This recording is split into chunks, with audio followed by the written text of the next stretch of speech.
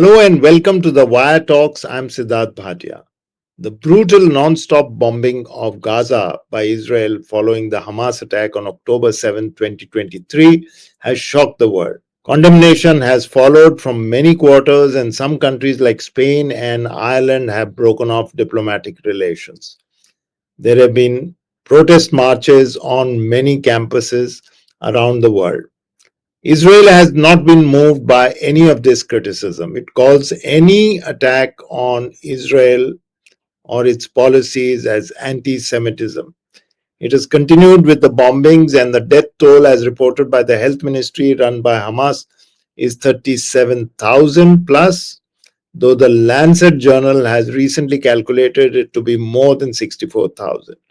Either way, it is horrific.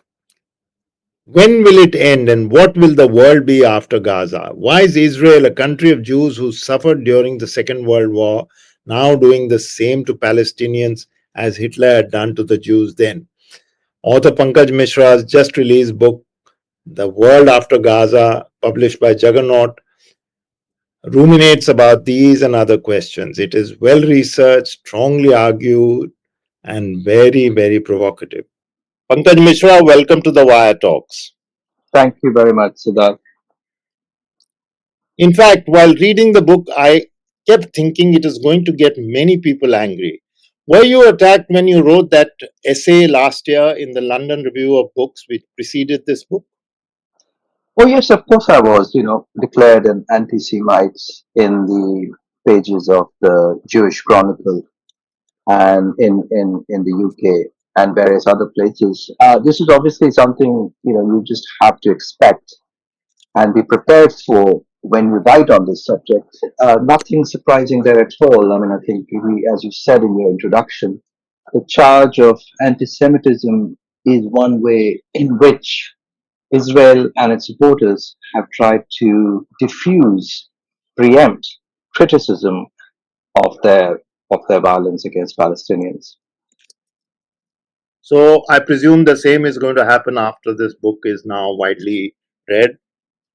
Oh, absolutely. Yeah, no, I think even more was that was the first attempt to write about this subject was only really an essay. This is a book with a much wider circulation, hopefully, and so it will definitely provoke a lot of vicious attacks on this book and on my work on the whole, on my personality, no doubt. But as I said, this is an ordeal you have to brace yourself for. At what point exactly, when Israel was relentlessly bombing Gaza, killing men, women, and most crucially, children, did you feel the need to write this book? When did you think this is outrageous? I want to say something.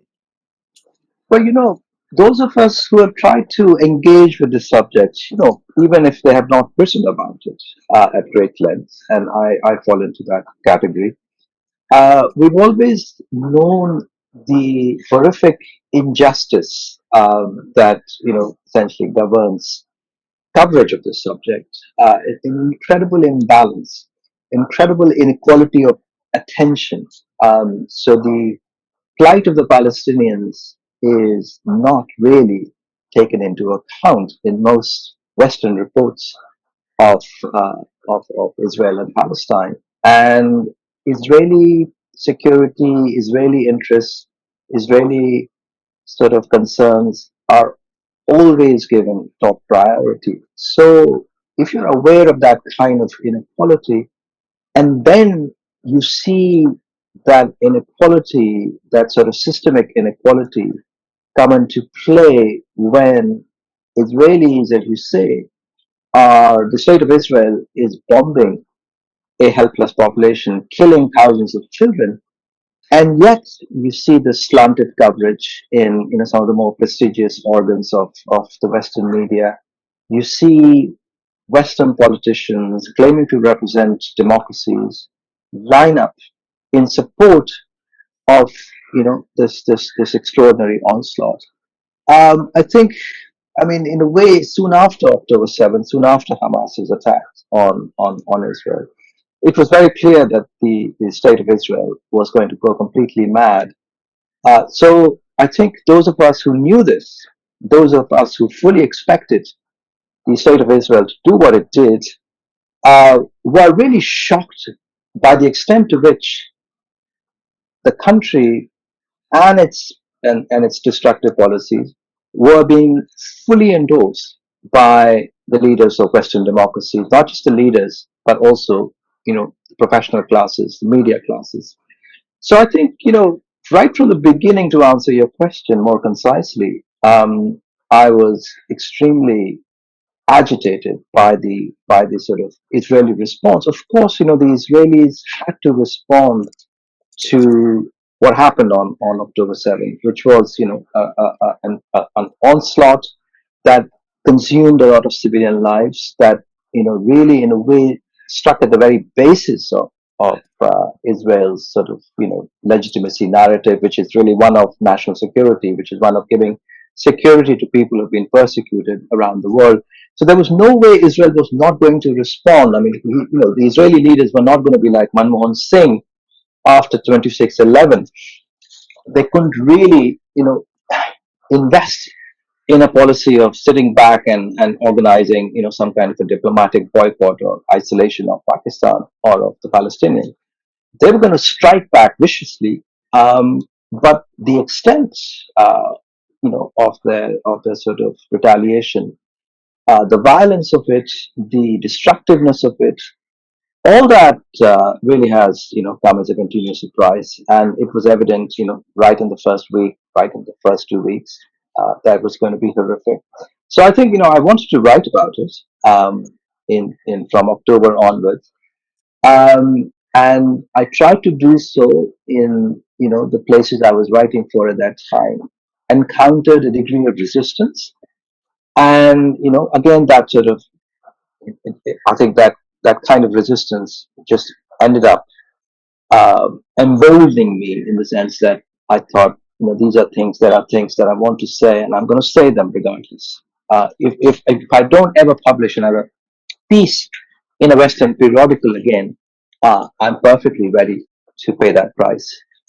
So when the London Review of Books asked me to deliver a winter lecture, um, and this is part of their kind of regular annual series, I knew that that's the subject I was going to speak about.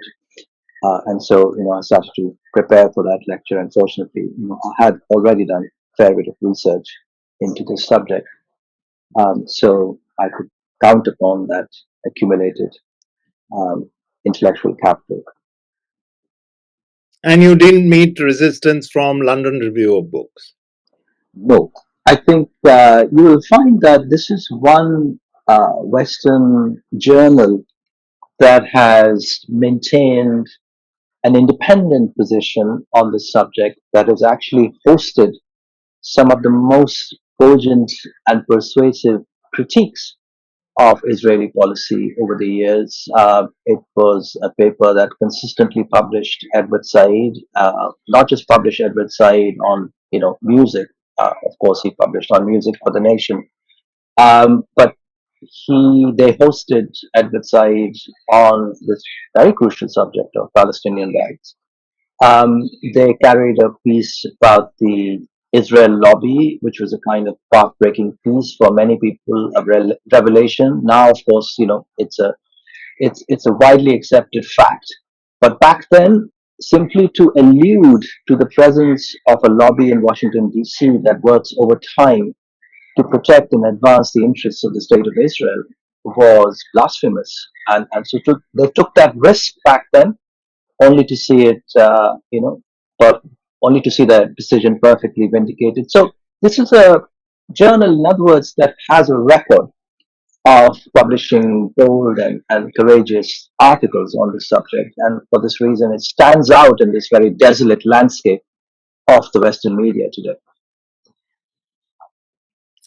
And the Shoah or the Holocaust has become the universal standard, the universal Western standard to gauge the political and moral standard of societies. You've written. This perhaps also implies that it was a lesson to say that humanity has been through this horrible act, and it stands as a warning and should never be repeated. And yet, the lesson has been forgotten repeatedly over the last few decades, we find.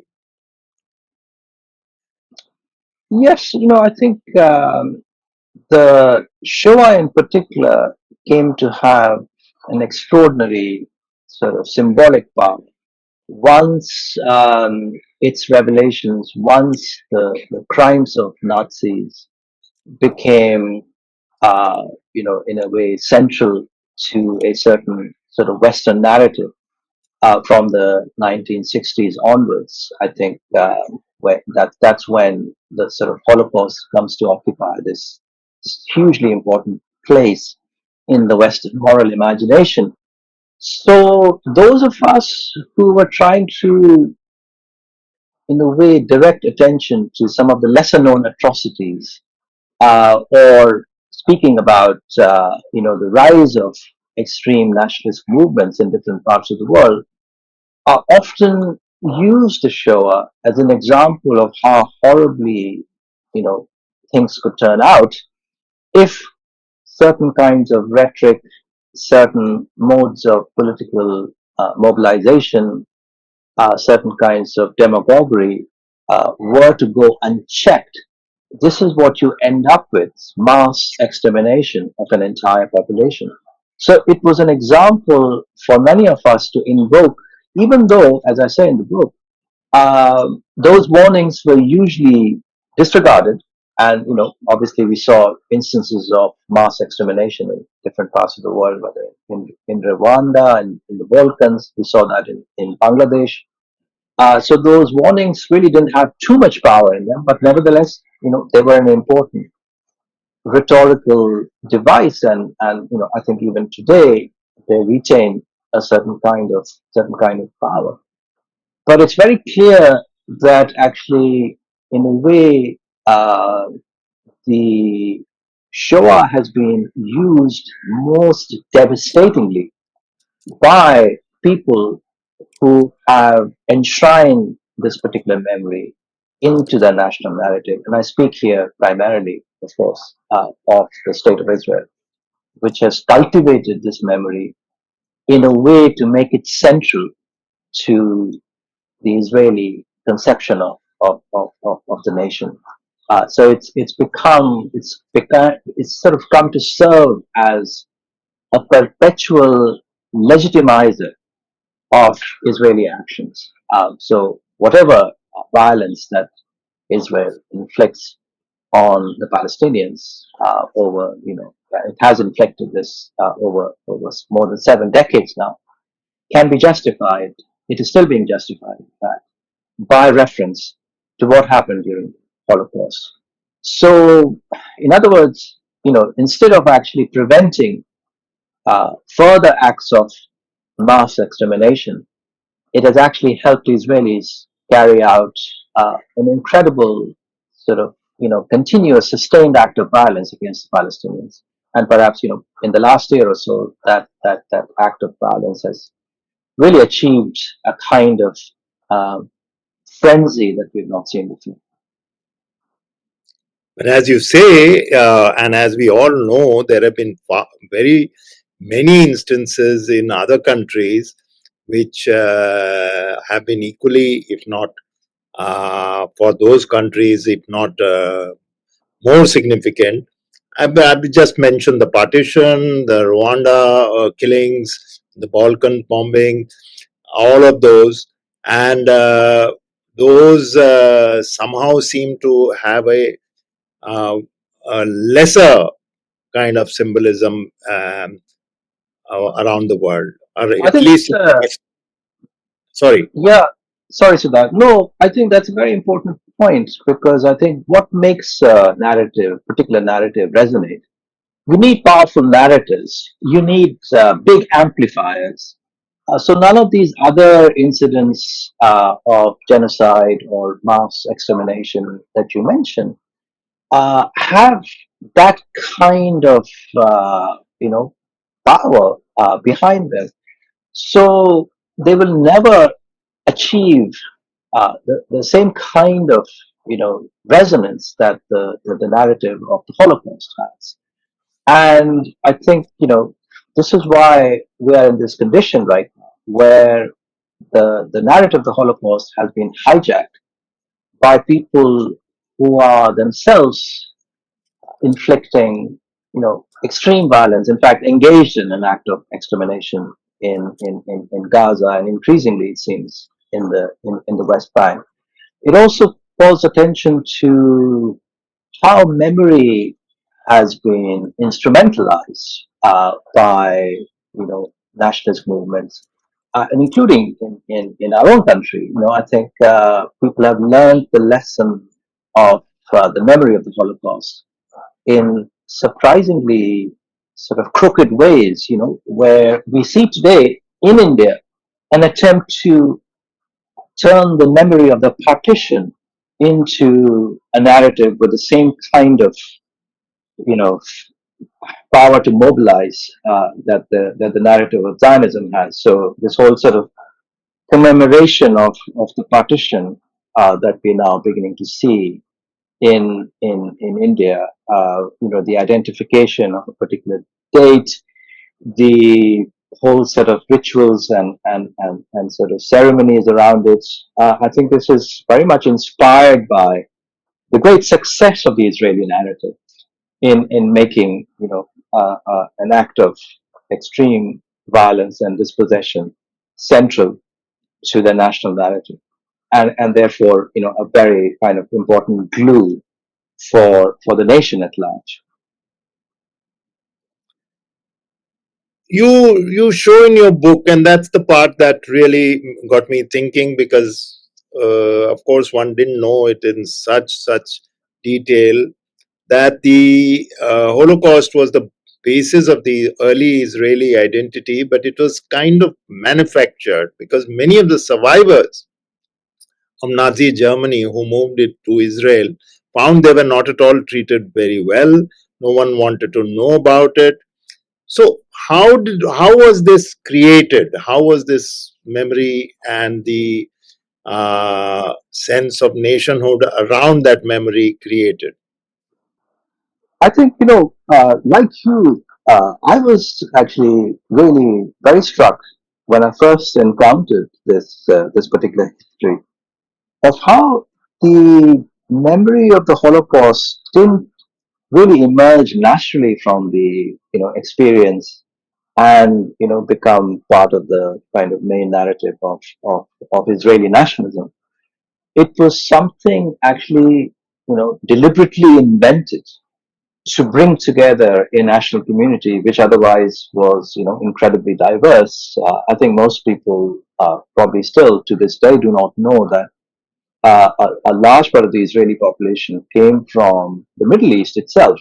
It did not come from Europe, and that population in particular, a Jewish population of countries like Iraq or Egypt, Tunisia, or Morocco, had very little experience of, and certainly no memory of the Holocaust. So, what were they going to do in Israel? How were they going to be bound together in a national community with people from Europe, many of whom actually looked down upon these Jews of Middle Eastern origin? In fact, Jewish Israeli Jews from Arab countries were treated horribly, abominably by the European elite, the ruling elite of Israel. All these are, incredibly well documented facts. So there was a real problem when the state of Israel came into existence. The kind of problem that I suppose the founding fathers of India and Pakistan faced. How do you bind together this incredibly sort of heterogeneous national community? So you have to come up with some kind of a narrative, and what the Israeli political establishment started to arrive at, very late actually, in the 1960s, so 15, 20 years after the events of the Holocaust, they came up with this narrative of the Holocaust as something that obviously happened in the past, but something that was also an imminent danger, and that the Arab countries around them, or the Arab populations around them who had been dispossessed or defeated in battle, were essentially, incarnations of German Nazis, and they were ready to destroy, eradicate the Jewish population of Israel, if given the chance, if given the opportunity. And for that reason, the state of Israel had to remain completely vigilant, fully prepared, be a completely militarized society, be a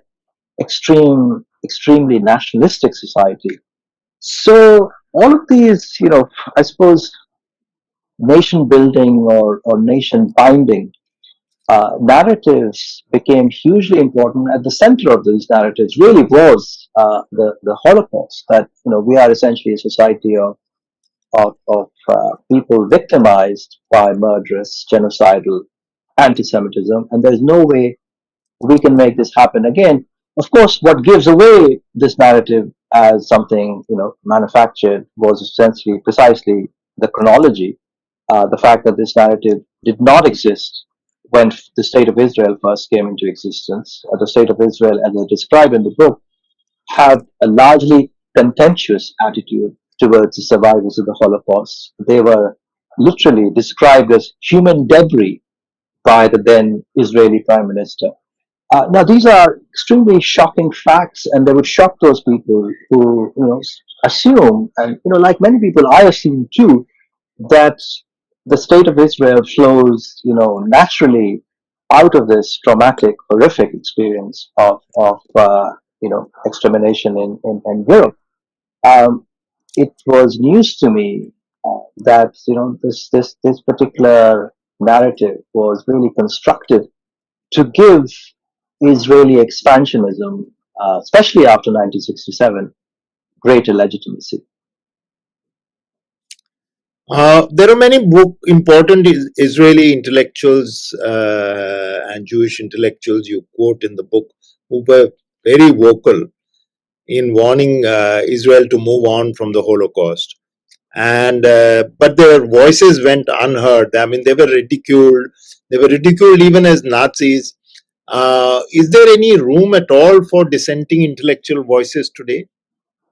I think it's interesting, so that we are now 14, 15 months into this extraordinary campaign of the eradication of Gaza, very likely the annexation of the West Bank, and how little we have heard from the Israeli intelligentsia. Can you think of a single piece of writing from an Israeli writer or intellectual, a mainstream writer recognized not only in Israel but also elsewhere? And Israel has some distinguished writers, people who have been part of the peace camp in the past. Um, we haven't had really a single major intervention. Whereas previous wars in the past, and I allude to some of them, in my book, Israeli intellectuals, at different times in the last 3 or 4 decades, addressed international audiences and said, "Look, what's going on here is completely wrong, and I encourage you, people living outside of Israel, to speak out, to speak against these atrocities." We haven't had a single appeal from the Israeli intelligentsia at this point. So I think it shows really the extent to which the Israeli peace camp, or the number of Israelis who used to alert their country and their supporters against, for going down this destructive path, how that number has diminished over the years, and how, we are really witnessing an incredibly radicalized society where the possibilities of dissent, the possibilities of, free speech have been systematically squashed. So it's, to answer your question, I mean, I hope that there will be more voices. There are now voices beginning to speak up in favor of a ceasefire, which is something we might see in the next few days. But it's really is too late, and it's extraordinary. This sort of silence from the Israeli intelligentsia. I mean, there have been exceptions, of course. I should mention, academics here and there, but really, on the whole, we haven't had the same kind of interventions. So, though one keeps getting small videos of writers like Gideon Levy and all that, but I don't know whether that amounts to anything within the country or, in fact, with outside the country. But that's a very, very important point. Actually, the lack of dissenting voices, not because they are scared, but perhaps they are also supportive, is very disturbing, wouldn't you say? It's extremely disturbing. I mean, I think Gideon Levy, of course, is an excellent example. Amira Haas. There are others, mostly associated with a newspaper that is, deeply besieged right now, Haaretz. So there's a small number of people who've been doing that for decades now. But I think, I'm thinking of people like David Grossman, who has been vocal on this issue in the past. Where is his voice today? I really want to know, what does he think about this issue? He had a couple of pieces, I think, early in this conflict, but we haven't heard much from him or from other Israeli writers. We kind of left to sort of wonder what exactly is their position on all this. Are they opposed to this? Do they support Netanyahu, or have they come to support him despite obviously disliking him? These are questions that really can only be answered by them, and we haven't had sort of answers. So it's really very puzzling and perplexing, and certainly also demoralizing. So I'm going to quote something from your book: a Jewish identity founded on memories of victimhood and of belonging to a community made up of fellow victims, present or past. Uh, I couldn't help, and this connects with what's happening around us. I couldn't help uh, that I'm seeing that in India at the moment. Of course, one has seen it among the Nazis, but now I'm seeing that in India. This building of hyper-masculine mythologies, the victimhood, the fake myths about the past. It's kind of a playbook, isn't it? It very much is. I mean, that's why I think Israel is really important. In sort of thinking through a whole range of nationalist narratives today, um, because the strategies the state of Israel has adopted in creating a self-legitimizing narrative, these are now strategies imitated, mimicked by different countries around the world. So in India, we know that, I think there wasn't this narrative of victimhood in the past. There was this idea that, we need to look towards the future. We need to make the future better than the present.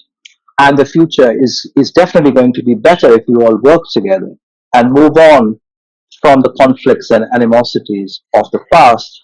Now, I think with the future becoming more and more clouded, I think the sort of the makers of nationalist narratives have turned to the past, and from the past they extract these very selective stories about how the Muslims invaded India, destroyed thousands of temples, enslaved a large part of the Hindu population, and then the British came, and then they destroyed Hindu culture and so on. And again, this sort of whole narrative of perpetual victimhood, like how we've been enslaved for more than 1,000 years, and how we can only recover as a nation once we discover our Hinduness as victims, not as sort of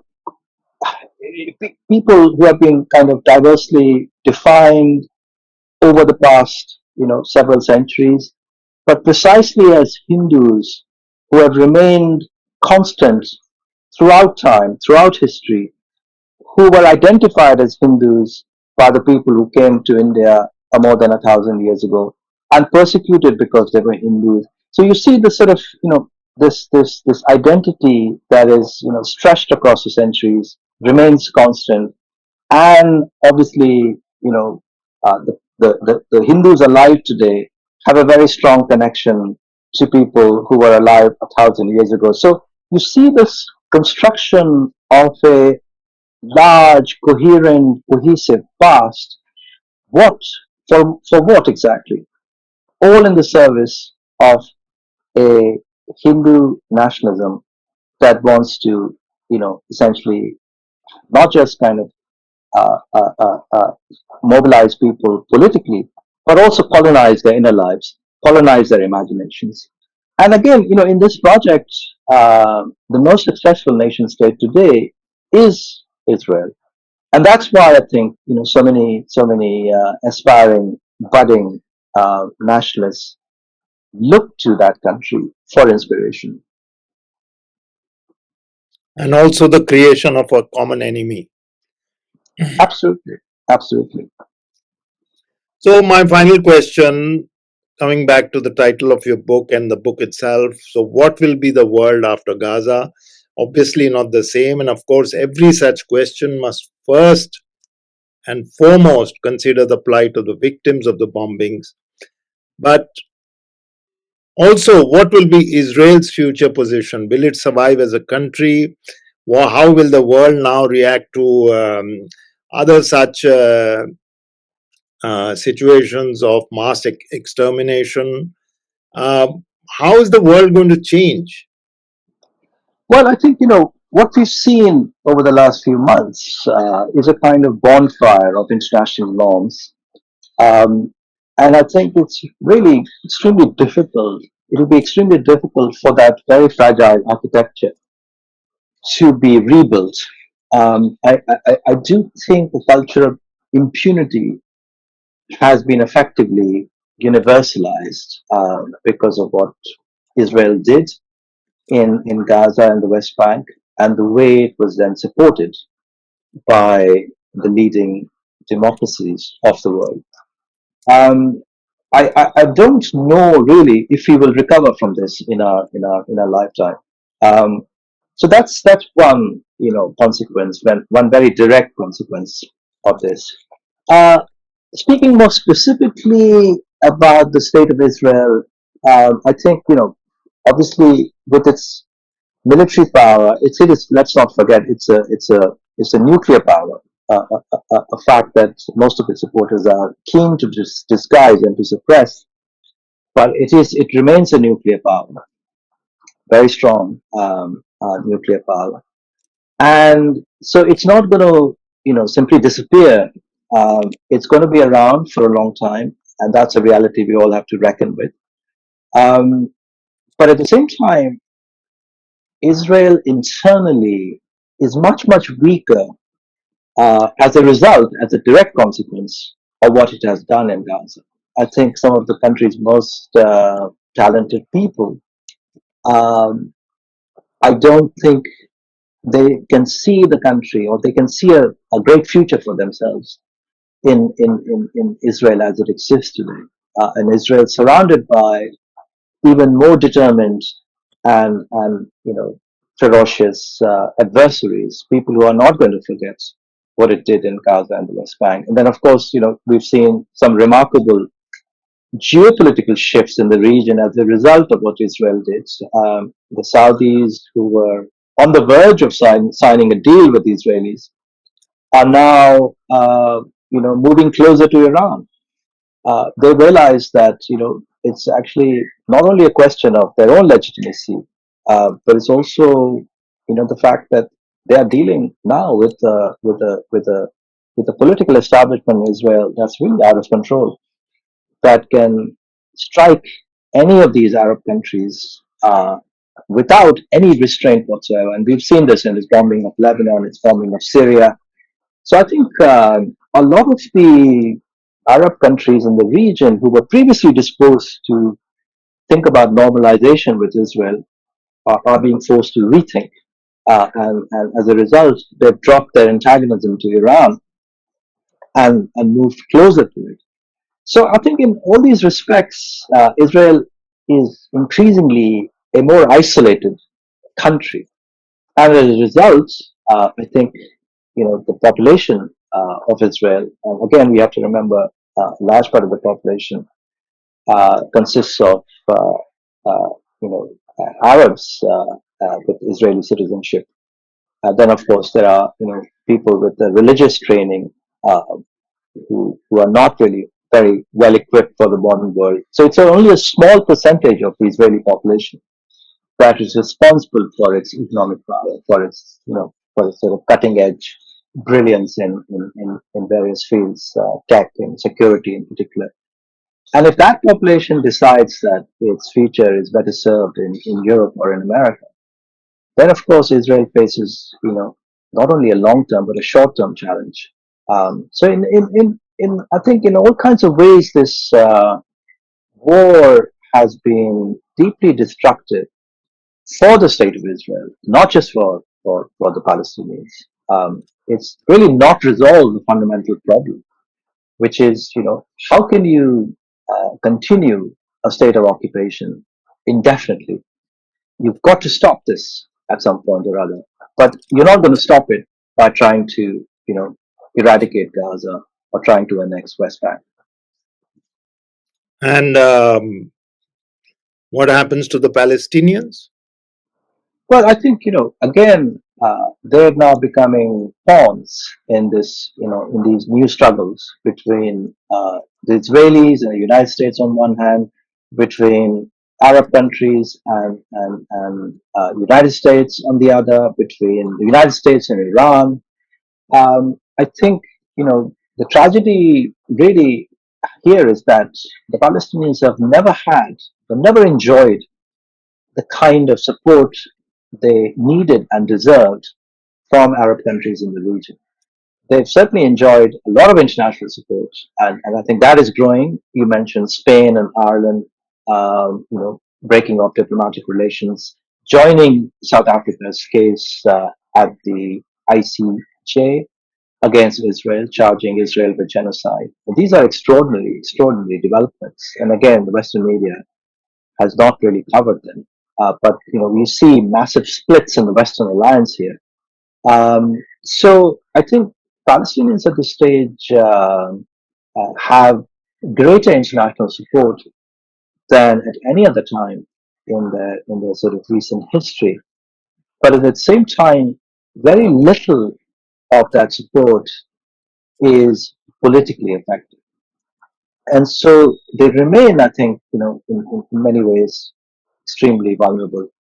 And with Trump in power, I don't think their position is going to improve. I mean, we are looking at a ceasefire, but the condition might actually worsen too in a different way. Thank you, Pankaj. Even the interview now has a lot of material to think about. Thank you for joining us on a morning. I know you must be busy moving around and giving other interviews and talking to people, and you've got your own life to consider. But this was really, really instructive. And I thank you once more for joining us in this podcast. Thank you, Siddharth, and thank you. Really, I really appreciate this. Yeah. So that was Pankaj Mishra, the author of many books, but now the latest book that he has written is The World After Gaza. I urge you, if at all you're interested in the Israeli relentless, again, I would say, bombing of Gaza, to read it. It's not a difficult book to go through, but it makes you think on every page. We'll be back again with a new guest next week. Till then, it's goodbye from me and my team at the Wire Talks. That's Thanks, it.